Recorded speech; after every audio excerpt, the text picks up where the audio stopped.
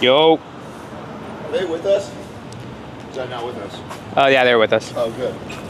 That pinned them in. Hope we don't get the bird shit all over us, huh? Yeah, it will be. Oh, this. cool. Look at you already ready, bro. Yes, You're on it. You're on it. How you feeling today? I feel good. You know what? I think, I actually think we're going to be able to actually pick up with Maps 15 officially now. So I was actually going over the blueprints right now. And I think I'm going to try and just pick up the blueprints and start going from there. I'll probably still have to adjust some things here and there, but I feel good. We're going to do chest and shoulders. I am going to change the shoulder exercise in there and maybe the chest exercise. So it calls for a barbell incline press and it calls for a shoulder barbell press or push press. I'm going to do a Z press, and I'm going to start with that first. That'll feel really good on my shoulders and trying to get my shoulder girdle pulled back. So we'll start with that, and then we'll get into chest. And I'll probably do dumbbells instead of barbell. So that's probably the little modification today. And you guys got like the house to yourself in here, man. It's so nice. Let me get my sups. I see it's taken off pretty good already, you see? Yeah. Pretty good momentum on it and feedback, considering that we haven't... pushed it on the podcast yet. So the creatine, LMT, and then I'm going to do that. What did we do last time? We did the... Mango watermelon. Yeah, which one was the mango? The mango was the... What was the mango? Is this the mango? Yeah, this was the mango. So the aminos, instead of doing pills, with the watermelon. That's the call. Oh, and then some creatine. Okay, there we go. Shout out to Keon. Look, so I'm using their aminos. You guys have already seen me doing the EAAs, and then I'm doing I'm actually using his creatine too. So it's just a pure monohydrate. So you could use any pure monohydrate. And then of course, I'm actually only going to do one packet today, because I had sushi. So if I'm eating pure whole foods, all the meals I'm making myself, even with seasoning them, I'm still probably under on sodium. So I'll always do probably 2 packets, especially on a workout day and a hot day. But a day like I just came back from there, and you know the soy sauce, that's loaded full of sodium. So it's not necessary that I take 2 of these. I'm just going to take 1 today. Am I gonna have, are the girls going to be showing me up today or what? They're trying to. Don't you guys be putting me to shame here. Huh? I know, I saw you guys. Okay. Huh? Oh, I got a list. Can I hijack it? Yeah, go ahead. Well, let me just hijack it. Can we just do it like this, or do I have to go over there and turn you off? Let's see. Cool, yeah, turn the Bluetooth off on the iPad. Okay, let's see if it does it. See what I got for you guys. Some Deftones. How about that? Some angry white guy music. Okay, I didn't scoop that in there yet, did I? I don't think I did. Okay. So, this was fantastic the other day. We've got a little hack here. The mango flavored with the watermelon LMNT. Killer combo. I wish I had an ice cube. That would be perfect to shake it up in here. Get some cold water. Hang tight. I've been screenshotting messages from like family and friends I've been meaning to share with you, Dylan and team. A lot of really cool feedback on the edit, just all together. I mean, obviously everybody wants to see the journey and stuff like that, but I'm getting quite a few people that are like, "Oh man, that edit's so sick." Yeah. Appreciate that. Yeah. So kudos, you guys. That was one of those busted out in a few hours too. Like imagine if I had like well, that's to work on one like. That's why I'm so impressed, because I know how much I've just kind of thrown it on you and say, "Hey, let's figure this out. Let's go." So since I'm doing chest and shoulders, I'm gonna do, and I still haven't put my suspension trainer up. I'm gonna prime with some Zone 1 from Prime. So for the people that are watching that don't have our Prime program, The zone 1 test is one of my favorite ways to kind of prime my upper back to get me into the proper position. I'm gonna use this wall right here. I don't know if you can get me there or not. Don't make fun of me how bad I am right now. So what I wanna do is I want my hips against the ground, or hips against the wall. And then I want my upper back, I want the nodule of my head touching, so I want my chin tucked. And then I'm going to try and get my hands against the wall. I can't get there, but while I'm trying to drive there, I'm also gonna flatten my back.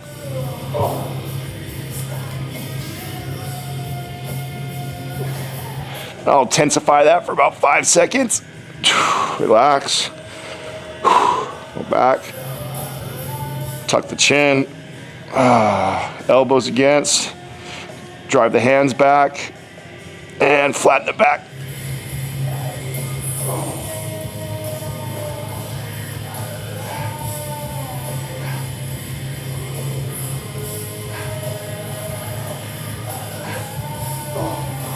All right, 2 of those. I'm gonna get 5 of these. Boy.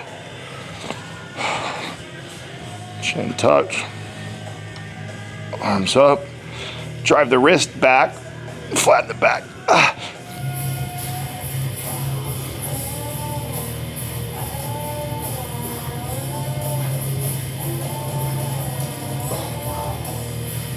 It's 3, 2 more of those.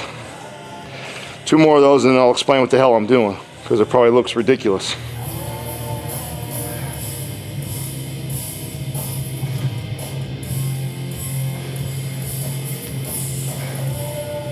Oh, that's good. See, I'm already getting my hands there now.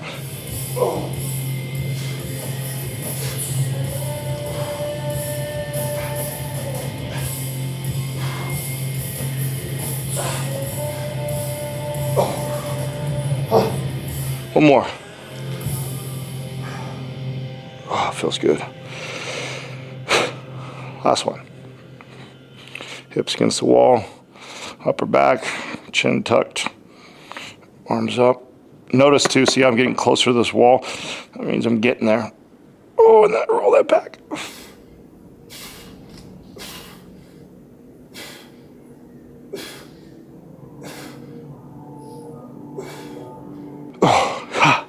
Shit. Okay. Boy, it just points out how out of alignment I am. So one of my favorite little like posture checks that I used to do with my trainer or my clients is this simple move thing where you go, all right, I tell my client, I want your feet about shoulder width apart, hands down by your side, lift your arms up, rotate in front of you, retract, squeeze your back, rotate up, rotate down, all the way to your hips. And then I tell my client, hold that. And this is like perfect spinal alignment. So this is the posture I want. And the more uncomfortable this feels, the more out of alignment someone is. So in my case, we've been talking about the whole pec and the shoulder issue. So this is kind of, again, I'm gonna exaggerate so you guys can see on the camera. This is rolled forward. So all the wall is doing is giving me feedback. So I can feel the points of contact. I can feel my head, I can feel my hips, I can feel my elbows, because it's so many things to think about, right? I'm thinking about tucking the chin, I'm thinking about rotating the pelvis, I'm thinking about pulling the shoulder blades back, keeping the chin tucked, flattening the back. I'm thinking about so many things that it's really hard to do that. I could do that right here, right? I could still do the same thing, but the wall gives you feedback. And a regression to that, so if I have a client that's like an older client that's got really, really bad posture, they're really forward, there's no way they can even do that exercise. I'll actually lay them on the ground and create the same thing. And what we're doing by laying them on the ground is now we're utilizing gravity to assist them. So gravity's pushing them down to kind of flatten them down that position. Or here against the wall, I gotta do that myself, right? And all we're really doing is we're waking up all those muscles back there that are responsible for, bam, pulling me into that perfect posture, right? So I can never do too much of that. Certainly before I go and do pressing movements in front, I wanna make sure I prime those muscles, right? So I keep saying that I wanna get my suspension trainer up because one of my favorite moves is to do W's. right? So if you can envision me doing W's with the suspension trainer, that's all I'm doing. I'm doing the same thing. I'm waking up all those muscles that are gonna pull the shoulder blades back and drop them down. That's all I'm doing, is kind of waking those muscles up. Now, why that's so important before I go into like a chest press is because in order for your chest to work, you want the shoulders to be in a retracted and depressed position so that when you press, the chest flexes. If I'm rolled forward, then what happens is this. The delts and the arms take over, my chest is completely relaxed. Simply by getting in a retracted position, now my chest is flexed. It's normally why when you first teach someone how to do a bench press, they go to bench and they're like, oh, I feel it in my arms, I feel it in my shoulders. Well, that's because they're not able to keep the shoulder girdle back and down while they press forward. Every time they press forward, the shoulder girdle rolls forward because they've never trained those muscles to hold it back at the same time. That's how you optimize your chest press to get the most out of it. And what have we been preaching this whole time? Quality of reps, right? This is gonna be perfect for my Z press right here. So, MAPS 15 calls for a shoulder press. So I could just stand and do a press right now.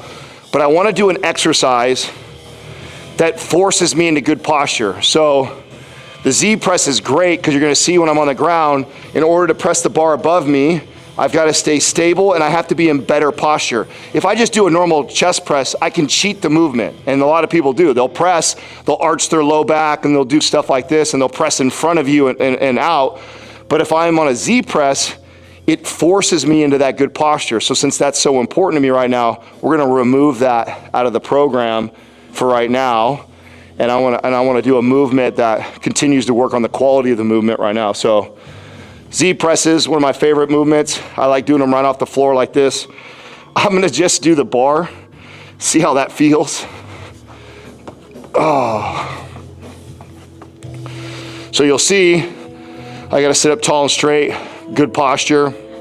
I might have to turn my hat backwards here, we'll see. See if this catches, this got a magnet, right?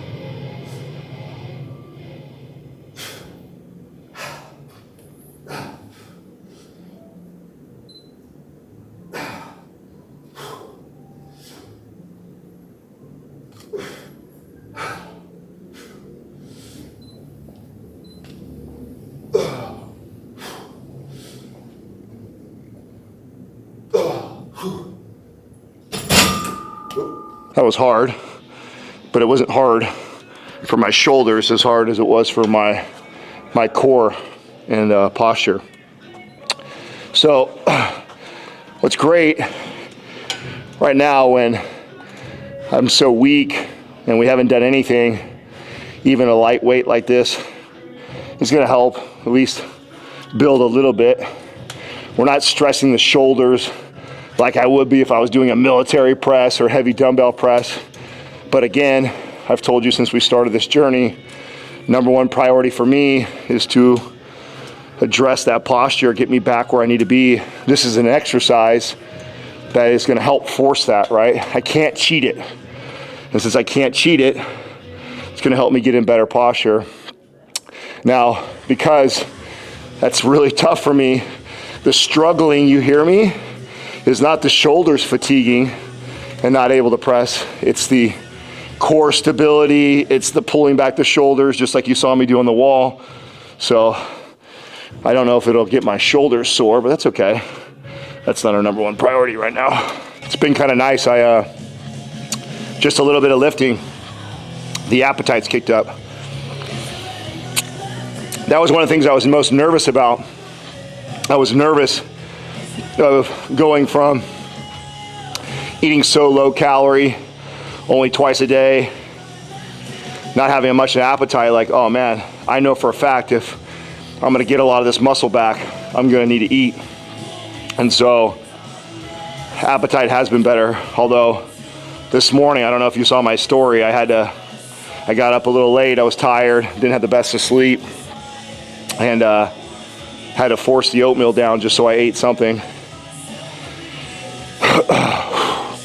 That's another reason why it's okay that I'm doing something that's not really, really challenging for me right now as far as the weight. I also know I'm running on a little bit. If I had to score my sleep last night on a 1 to 10, I'd probably give myself like a 6. And so this would be a day I should probably back off a tiny bit of intensity. I almost took today off, but I think I've been enjoying this so much I wanted to get in and do something. And so here I am.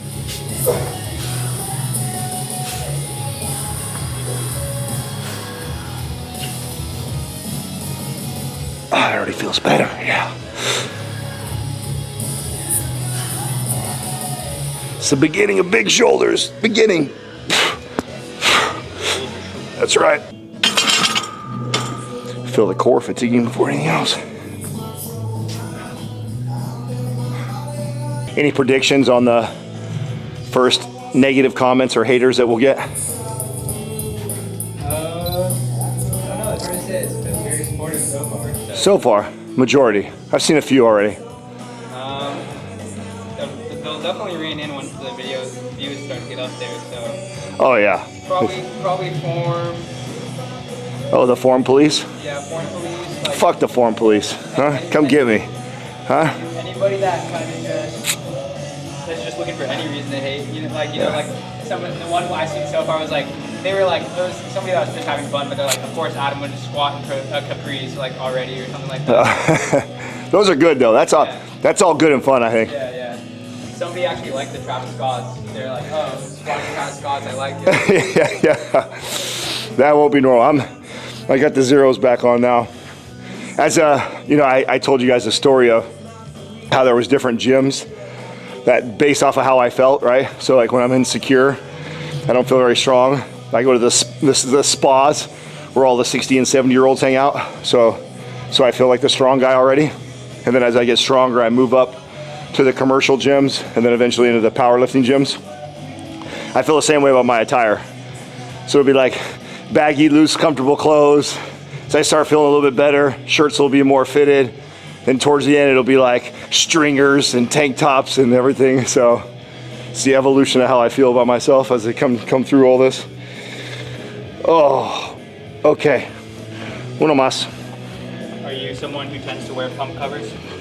I do. I actually have a whole closet full of old school.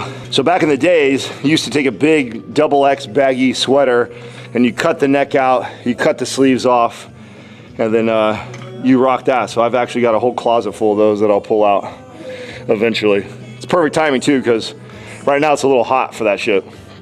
I ain't trying to do that right now. But once winter rolls around, it gets cold, serves as a nice, keep you warm when it first starting, and then as you get warmed up, peel down. You know, I used it a lot when I was competing, because when you go from a major bulk and then you cut for a show, it's actually really discouraging. You get weaker and you're all sucked out. And so if you stare in the mirror, a lot of times you can get discouraged because you look so much smaller. And so staying covered up a lot of times is a strategy not to get in my own head.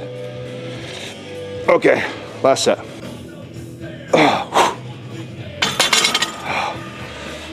Okay. What's also cool is all the people commenting saying like they're in the same time of their journey right now, so it's like good timing. They're like happy to follow along and see the guidance real live. Yeah, I sense a lot of my own family and friends. So a lot of my family and friends are always asking me questions, and I'm always telling them like the mistakes they make when they first start. I'm like, here you go, follow along. Last time we did 40s. I'm gonna do a warm-up set with 45s, and then we'll go from there.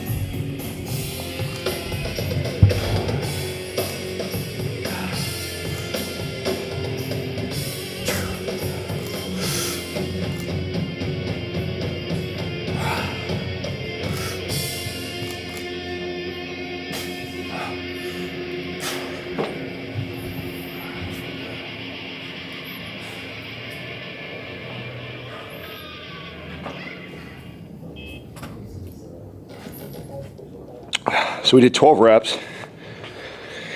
Last time we stayed at 40 and I did 15 reps and I went really, really slow. I'm still concerned of the pec. So to give context, even when I would consider myself not very strong and I'm lifting, getting back into rhythm, I normally warm up with 60-pound dumbbells and then work my way at least to the 90s to 100s. So, and that's not peak strong, that's just kind of where I've been for a long time. So me lifting 40, 45, that's really, really light, but again, I want to make sure I take care of that. So the first time we did chest, it was 40s, being really, really cautious, 15 reps, pausing, a little bit of isometric hold. This time I want to push the weight a little bit. We'll probably hover around the 10 to 12 rep range, but I do want to kind of feel the weight a little bit more. Let's see what this chest feels like. I said I was going to take some BPC. I keep forgetting to do it. Maybe after today it'll remind me. I noticed a comment of somebody asking if you're noticing like such low effects with the GLP-1, like basically why are you still taking it at this point if you're kind of... Yeah, it's a good question, right? So there's two things I absolutely love about the GLP-1 right now. First of all, I'm on about a half a dose of what the recommended dose is. So 25 mcg is what they recommend. I'm at about 10. I think next week I'll probably even lower down to 5, which is almost a microdose. And why I keep taking it, because it's not like I need to lose weight, I actually notice the benefits for my autoimmune. So most of you all know that I have psoriasis, and my psoriasis has been some of the best it's ever been since I've messed with the GLP-1. Now what's hard to say is it the GLP-1, because it does have some research to show the benefits for autoimmune, or is it the other thing that I love about the GLP-1? It completely kills any of those hedonistic desires for ice cream, candy. I don't even care for that. Like, if I'm hungry, steak, chicken, rice sounds good to me. I don't get these munchies. Even after I smoke weed, I don't get this desire of like, oh God, I need ice cream or I need something. When I'm on that GLP-1, it keeps all that tamped down. So I would love to be able to still get the benefits of it and take a small dose of it if I can, because I really like the other things that I'm noticing. That being said, what I know will be inevitable is at one point, my body will reach a point in my physique where I've built some muscle back, my metabolism is starting to roar, and now I need to eat 3,500, 4,000 plus calories, and I might not be able to do that by taking a GLP-1. And if I want to keep going weight-wise, I might have to completely come off of it just so that appetite completely comes back. Because having kind of an ectomorph body type, things like palatable foods like ice cream and stuff like that, I've been able to use as my advantage. That was part of what helped me get to be as big as I was. When I was competing, I had to use kind of junk food. I had to use burger and fries and ice cream occasionally just to hit the caloric intake. I mean, at one point my metabolism was roaring around 5,000 calories a day is what I needed just to maintain.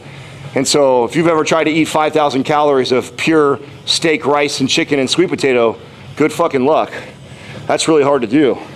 So what would happen is I would eat like 3,500 to 4,000 calories of good, clean food, and then I would pile on other calories, more palatable calories to do that. So at one point in this journey, I recognize I'm gonna go, this will happen. Like I'll get to a point where it's like, okay, I'm plateauing, I'm not building any more muscle. If I wanna keep growing, I need to eat more, and the GLP-1 might be a problem. So that's my prediction. But that's the reason why I'm still taking it right now. I like the benefits that I'm getting. Let's try 55s.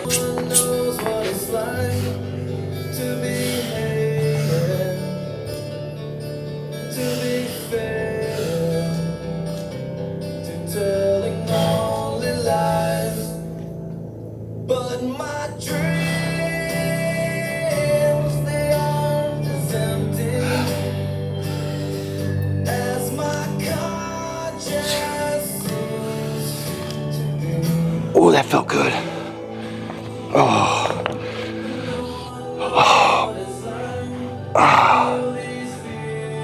Oh, that felt good. That's what we wanted to feel.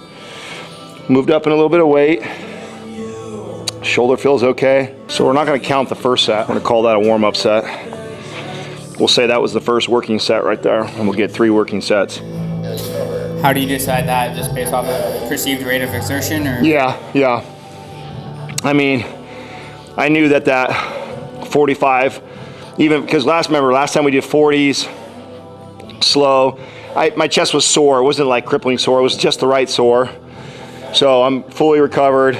So I know that easily I can handle 45 plus easily. And now that I'm dropping the reps down to like 10 reps, 10, 12 reps, that first one just kind of warmed me up. It didn't feel like I was working. That felt like I was working. So that's how I decide. You know, and sometimes that'll happen, right? Sometimes you'll get under the bar and think that maybe you're not going to feel that strong. You feel really strong. That's not feeling really strong, but you'll have those times in your programming. And then when I feel that way, I just don't count that as part of the programming, right? When the program calls for 3 sets, it's 3 working sets. I want to make sure I get that.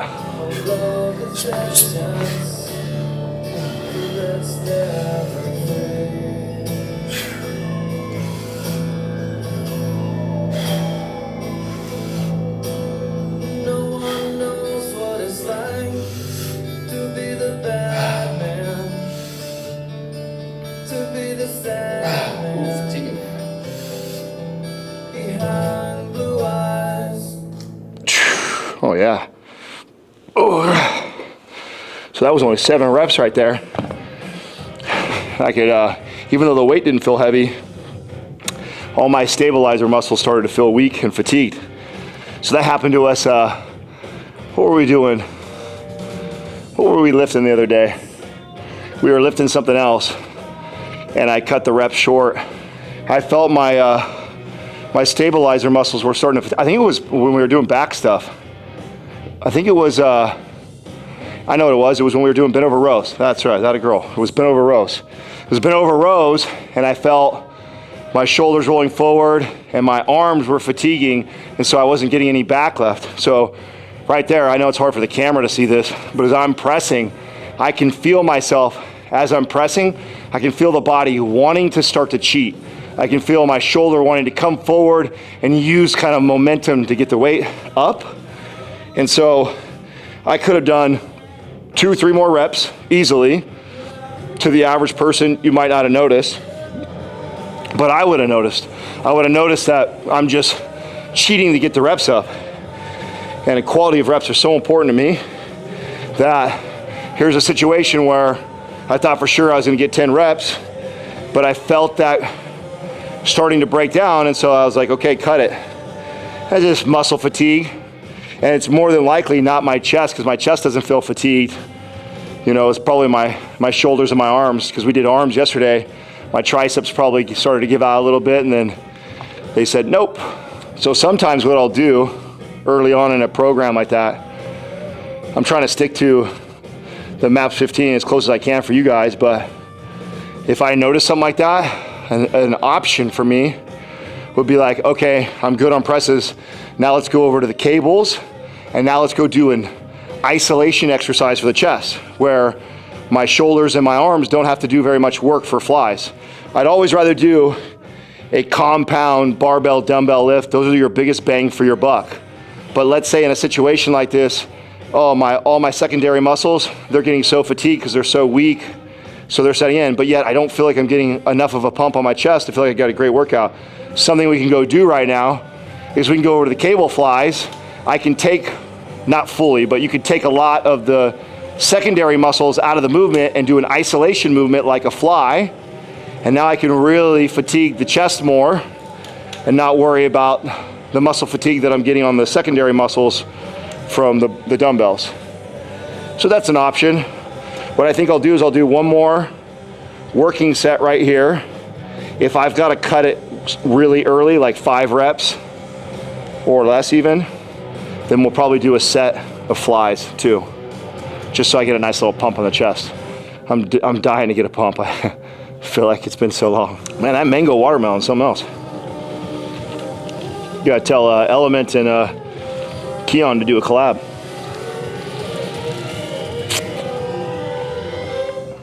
All right, let's see if that starts to fatigue again. If it does, we'll just do a little bit of flies in the workout.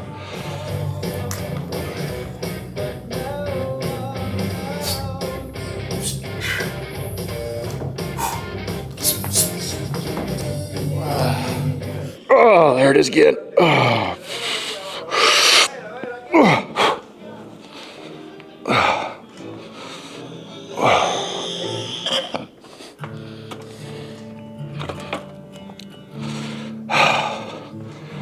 So same thing again, felt at it right at 7. I'm gonna do one set of cable flies, just to get a little bit of a pump in my chest. Probably not necessary, I don't need to, but kind of want to. And then this is day 5, is that right? Oh, we're at day 5, right? So MAPS 15, day 6 is more like core stuff, right? So it calls for windmills and I think full lever, so abs, which will be perfect because what I'll do is either I'll take one day off and I'll do that one day. So tomorrow at home, it's probably like the least exciting thing to film anyways, is kind of core work. And I'll just tell the audience that if I follow it to a T, the program calls for windmills and full lever sit-ups. So I could do those at home. And then when we resume on Monday, when we're all together, we can get back to more strength training. All right, so I'm gonna do one set of flies just to kind of finish this chest off. So since we're gonna do this just one set, I'm gonna do something a little bit different on these flies too. I'm gonna incorporate an isometric hold with the flies. So what it's gonna look like is we're gonna get in a split stance. I'm gonna fly down, I'm gonna squeeze, isometric hold, and I'm gonna open up the other side. Squeeze, hold, open up the other side. Just get one good set, lots of time under tension, good isometric hold. Again, trying to just really start working that chest better. This will help right here.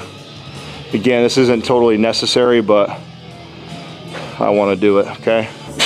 Oh yeah, it feels good.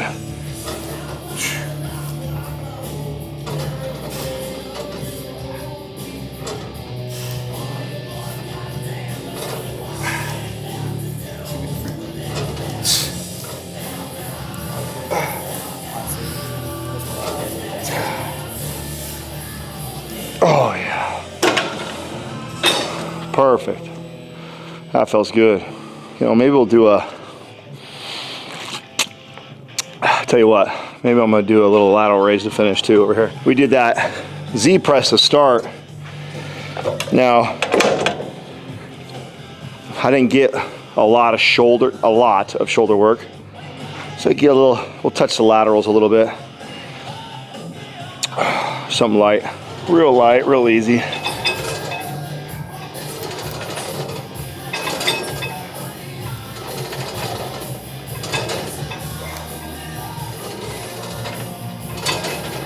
That's super easy for us. Exercise like this, we're totally isolating the small head of the shoulder, right? The shoulder's got 3 heads, the front of the delt, the rear delt, the lateral part of the delt. It's such a small muscle. The hardest part is to isolate it. Most people lift a weight just to be impressive. They lift the heaviest weight they can, and then their traps and upper back and the rest of their delt all gets involved, and they don't get that much work on the lateral head. I just want to touch that lateral head, concentrate on it the entire time, come up, flex. I think about it, keep it flexed and tense as I come down. Perfect. Perfect. Real soon here, I'm gonna look like Kyle. Okay. That felt good, dude. That felt real good. Well, that's pretty much the first official week in the books. Super excited, man.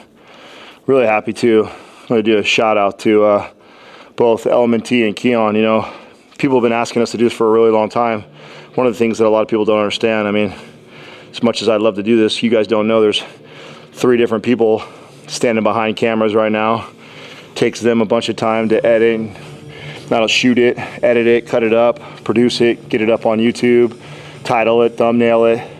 Meanwhile, they got all kinds of videos they got to do for the show and clips, and so it's tough to do projects like this because they're not the biggest moneymaker for the business.